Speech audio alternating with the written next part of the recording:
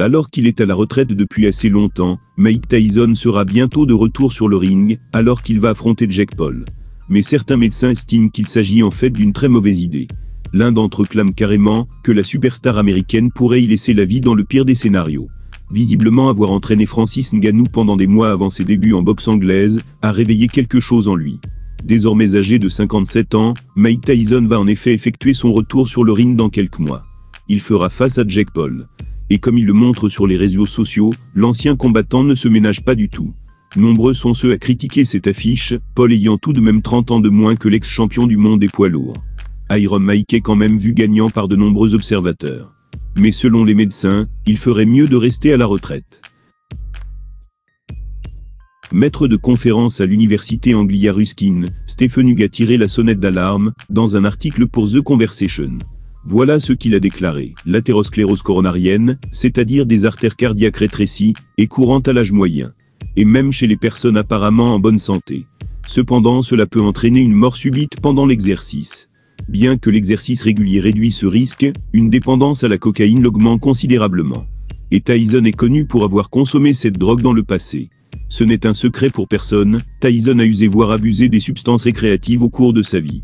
Or tout cela pourrait lui exploser à la figure, alors qu'il soumet son corps à une préparation ultra-intensive. Chose à laquelle il n'était plus habitué. Hughes va d'ailleurs jusqu'à expliquer qu'on pourrait devoir se préparer au pire. Il a ajouté, l'alcool est connu pour accélérer le rétrécissement du cerveau. Chez les personnes âgées, le cerveau a tendance à perdre du volume, ce qui allonge les veines de pontage, et les rend plus vulnérables à la rupture. Le saignement de ces veines déchirées provoque une accumulation de sang, qui exerce une pression sur le cerveau. Cela peut entraîner de la confusion, une perte de conscience, un handicap neurologique. Et dans certains cas la mort.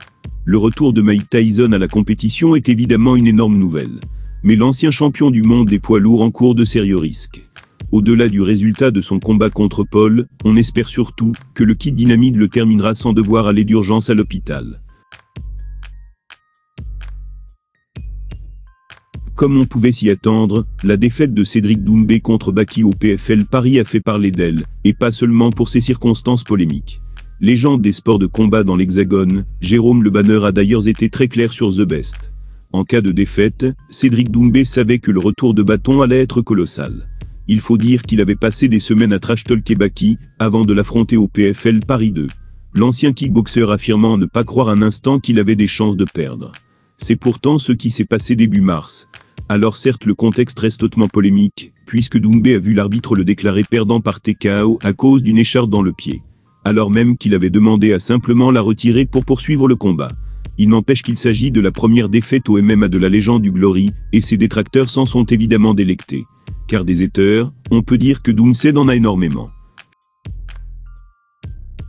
Showman sur et en dehors de la cage, provocateur à souhait, et adorant la guerre psychologique, Doumbé s'est fait un sacré paquet d'ennemis au fil des années. Mais en même temps, il est indiscutable que sa personnalité a grandement contribué à populariser le MMA dans l'Hexagone. Ce qu'a d'ailleurs tenu à rappeler le grand Jérôme Le Banner, lors de son récent passage sur l'émission Chill et Fight. Voilà ses mots, quand tout va bien pour lui, ça me fait chier. Par contre quand il y a un petit problème comme ça va le rendre meilleur.